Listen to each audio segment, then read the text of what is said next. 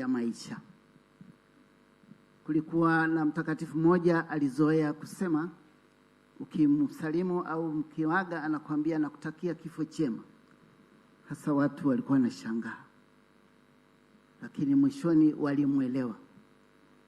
Kifo ni kweli kinatisha, hakizoeleki, lakini ni kweli kabisa. Tangu dhambi ya Adamu na Eva, kifo kimeingia, lakini kwa ujio wa Kristo amebadilisha kifo. Imekuwa ni mlango wa kuingilia maisha yasiyo na mwisho. Cha maana ni kila mmoja wetu kujitahidi katika kila unapoishi na unapotenda, utazamie mwisho wako unakuwa wapi.